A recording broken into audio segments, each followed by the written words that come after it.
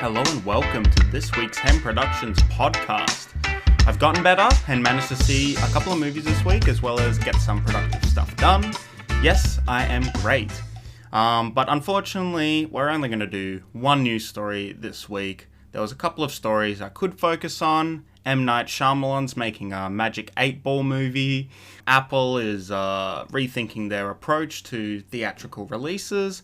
But I thought I would just dedicate this whole section to Diane Keaton.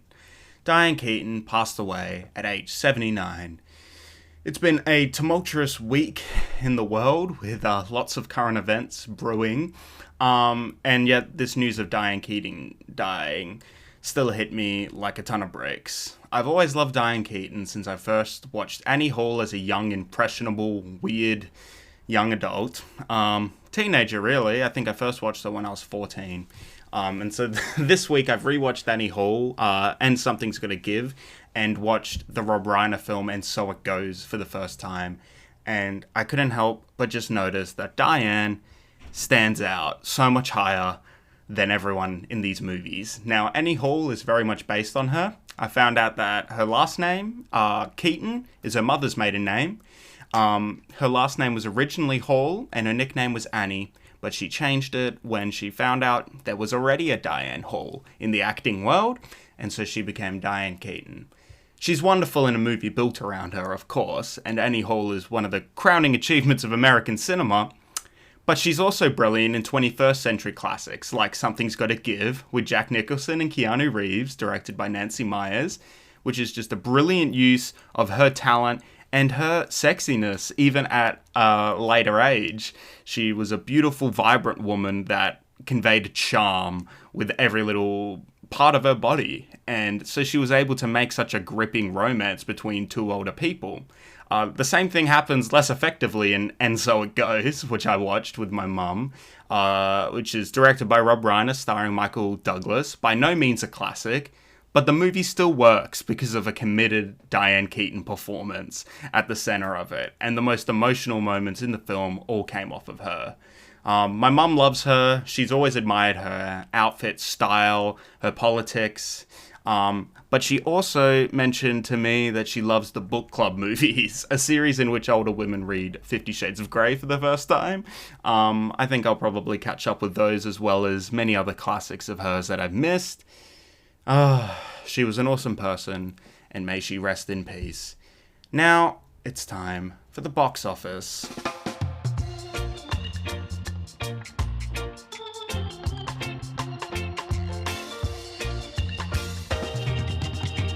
Awesome, so, on to the box office. Now, I found another website reporting on the Australian box office, so I can find the week that we missed. Turns out it wasn't broken last week. Box Office Mojo for Australia is just not consistent. So I found Flix.com, which reported it. If you've never used Flix.com, they're a great website for Australian movie fans. They always tell you when movies are coming to Aussie theatres, even down to the state, if they're different state-wide releases. But yeah, they're a great website and they report in Aussie dollars, which is a lot more helpful for me to understand. So this is last week's box office reported by Flix.com. So number one is The Bad Guys 2, rightfully so for the school holidays. Number two was Taylor Swift, Life of a Showgirl, the release party. Of course, the teenagers on holiday clearly ruled that spot. And the answer I wanted to know was where is One Battle After Another? It's just below Life of a Showgirl, sticking in this last week too. So I won't go through all of last week because it's a lot similar to the week before.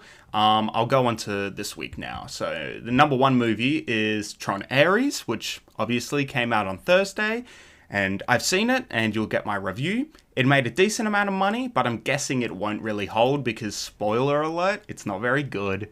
And it's not holding well overseas. It's performed quite lower compared to Tron Legacy, which was a hit, but not as big a hit as they wanted the comeback for Tron to be. And guess what? Doing a Lego sequel to your Lego sequel isn't always very successful. Anyway, at number 2, there's The Bad Guys 2. And number 3, One Battle After Another, holding right at the top. Life of a Showgirl is no longer at cinemas, so that's not on the list. At number 4, we have Kangaroo, and I'm clearly a bad Australian for not seeing this. So let's hope I get to that one this week. I won't be getting to Gabby's Dollhouse at number 5, but I've heard through my co-worker's niece that it's pretty good, and that's quite a trusted source, so if you've got anyone who wants to see that, take them to it.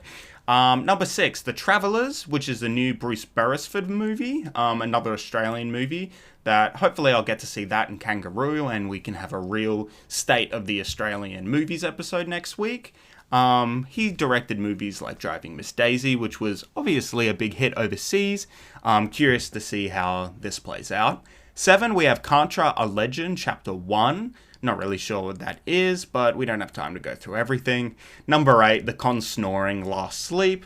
Number 9, Downton Abbey, The Grand Nap. And number 10, Demon Slayer, Slay, #Slay. Alright, well that's it for the box office. Not many big surprises here. Glad to see one battle after another sticking up there.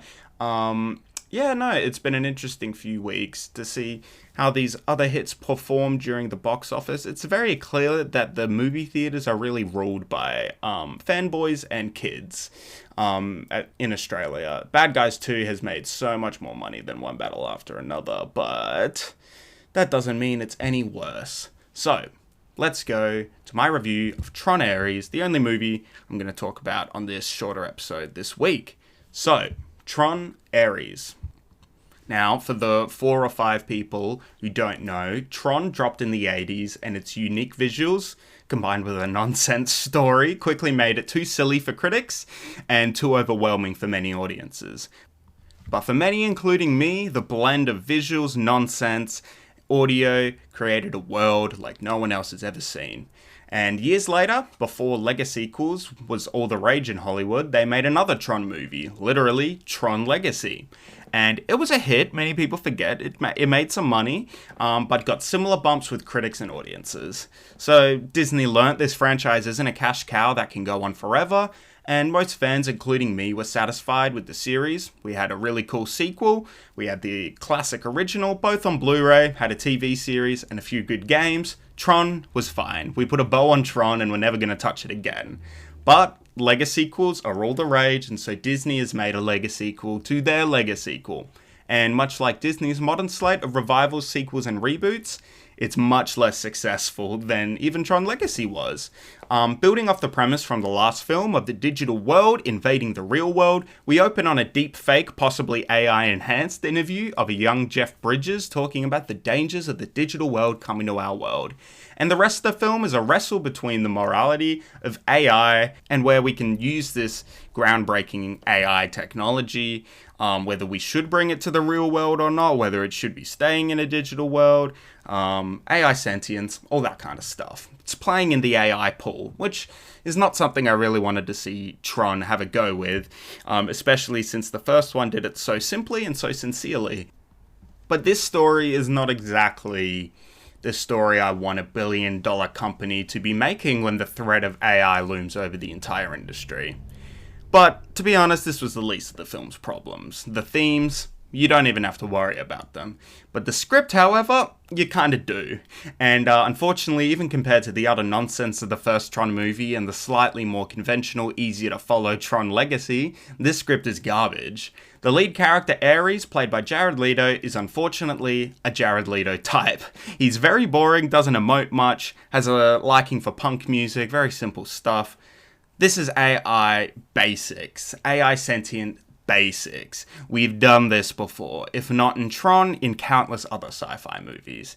Now, the whole cast is talented. Even Jared Leto is a talented actor if you give him the right material. Jeff Bridges comes back for another paycheck, and Greta Lee is trying her best as the tech CEO with the right idea of using AI, using it to plant trees rather than making digital armies. And then Evan Peters, who played Quicksilver in the X-Men movies, phones in the evil tech CEO generic crap with no weight, humor, or relatability. His character was a complete dud, and his villain arc that gets teased for future sequels by the end of the movies, the character is just a complete dud from every aspect of it, and unfortunately he's in the movie a lot. But the movie itself isn't a complete dud. I have to admit, when the movie starts with those friggin' Tron visuals that the new red that they're using. This one's all red. The last movies felt more blue. This is red. And so it kind of blends with Nine Inch Nails quite well. And the opening moments, I was entranced. Friggin' having that music, that pulsing energy to Tron. And some of the action, especially in the digital world, looks fantastic. And when you're seeing digital armies go at each other, that art design, all the money is right there. But whenever the main concept of the film was on screen, the cross between the digital and the physical worlds, it was a little bit less exciting. And this comes to Tron Ares' biggest problem. The core conceit of the movie is, wouldn't it be cool if Tron broke into the real world? The answer to that is, no, not really. I didn't find it very entertaining. Unlike Tron Legacy, there was no real need or demand for more Tron, and what they've given us feels like a little bit too late. Plus, a big corporation advocating for AI in a movie that uses AI adds a pretty bad taste in my mouth. If you're a visual person, a Tron person, or even a Nine Inch Nails fan, it's worth a watch, but it'll mostly bleed over you, and you'll forget about it pretty quickly afterwards, unlike the unforgettable Tron and even its less popular sequel. This is a 2 out of 5 movie. It's quite bad. I'd still see it if you're a sicko. Okay, well that's it for this abridged Hemm Productions podcast. I'm going down to Albany this week, so quickly whipped this up. I had a few news stories I wanted to talk about, and I'll probably focus on them next week. But yeah, this shorter, more streamlined episode, I'll listen to it myself and see if I like it better than the other episodes, because maybe shorter is better, maybe longer is better. Should we make these shows 10 hours long and it's just a watch along where I watch a ton of movies? That's quite possible. Anyway, next week we should have some Aussie films to talk about, as well as the new releases, and I'm finally getting around to seeing The Smashing Machine, so I'll probably talk about that too. Anyway, that's it for the Hemm Productions podcast. Have a great week, everybody.